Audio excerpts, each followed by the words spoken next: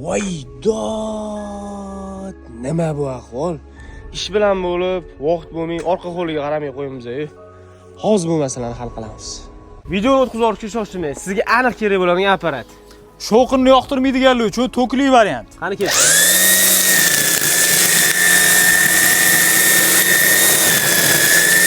Sim tortib yurish yoqtirmaydiganlar uchun benzinli variant. Ketdi.